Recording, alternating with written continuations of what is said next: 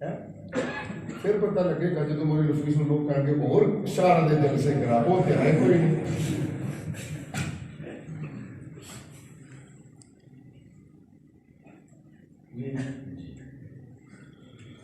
توکل کا مطلب میرا اپنا خیال یہ ہے کہ وہ دنیاوی منفعت کا اس سے تعلق ہی کوئی نہیں. ناراضگی کب بنتی ہے؟ ناراضگی تب بنتی ہے جب میری دنیا کی منفعت کو کوئی گزند پہنچے.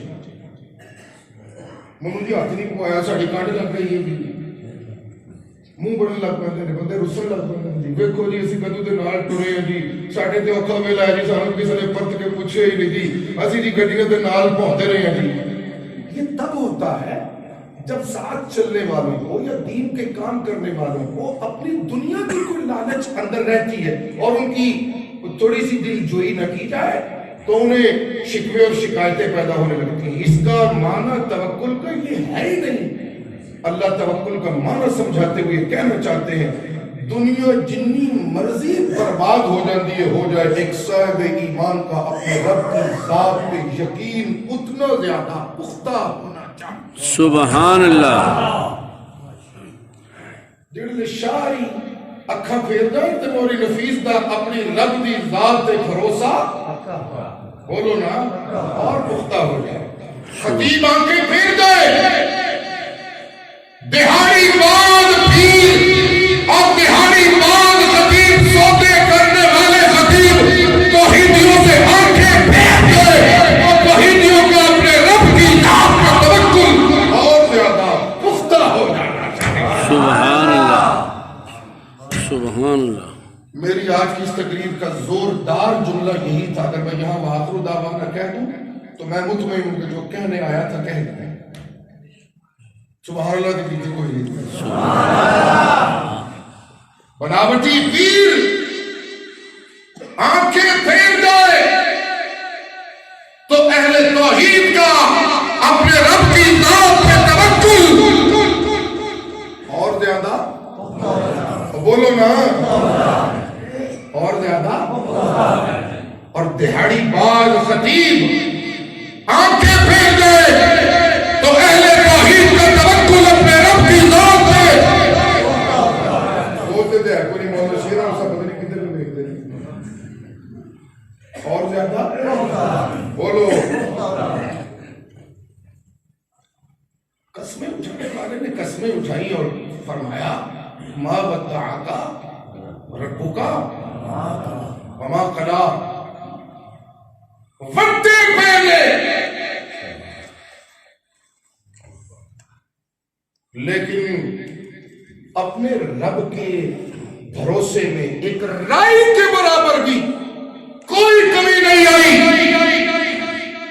وٹیا دیا دربانے قاری قرآن نے رب کی ذات پہ بھروسے نو اور زیادہ پختہ کر دیتا ہے. مکے میں آئے ہیں تو پختہ ارادے سے اور زیادہ ابھر کے رب کی توحید کے مبلغ بنے ہیں.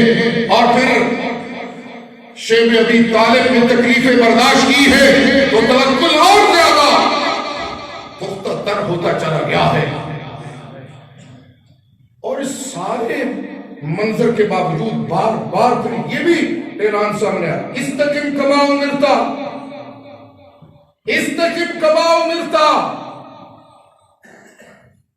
استقم کما امرتا ومن تاب معک.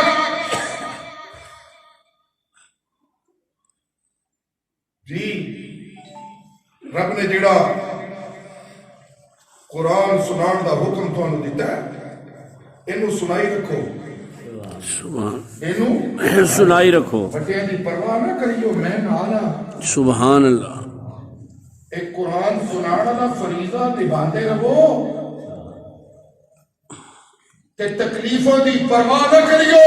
سبحان اللہ. میں اللہ تھوڑے نالا میرے قرآن کو سنانے کا فریضہ نبھاتے رہنا. استقم آپ بھی ومن تاب معک اور جو آپ کے ساتھ تابعدار بن کے اور آپ کے سچے ساتھی اور مخلص ساتھی بن کے جو آپ کے ساتھ چل رہے ہیں یہ سارے کے سارے میں رب دے قرآن دے واسطے اتے پکے ہو جاؤ لا تتغو